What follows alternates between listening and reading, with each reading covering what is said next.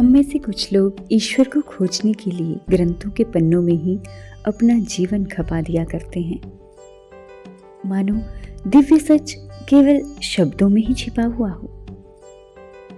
परंतु सबसे महान किताब तो ये संपूर्ण जगत है, जो हर क्षण हमारे सामने खुली पड़ी है।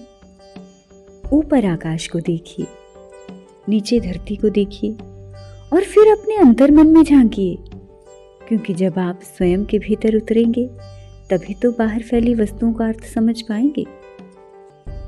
मनुष्य अक्सर खुद को भूलकर संसार को पढ़ने निकल पड़ता है, पर जब आत्मा ही अस्पष्ट हो तो कोई भी पुस्तक स्पष्ट कैसे समझ आएगी भला।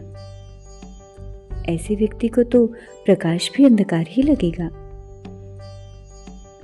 हम सब ईश्वर के इस अद्भुत सृष्टि के जीवित पृष्ठ ही तो हैं, और जिन उत्तरों को हम ग्रंथों में खोजते हैं, ईश्वर ने उन्हें केवल स्याही और कागज में नहीं बांधे रखा होगा, बल्कि उसने उन्हें पर्वतों की निश्चलता में, नदियों के प्रवाह में, तारों की चमक में और वृक्षों के श्वास में तथा मानव के हृदय की धड़कन में अंकित किया होगा।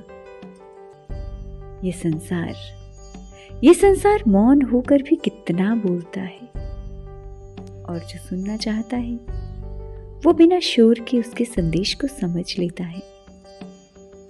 हृदय की गांठ खोलने की शक्ति केवल आपके भीतर ही निवास करती है।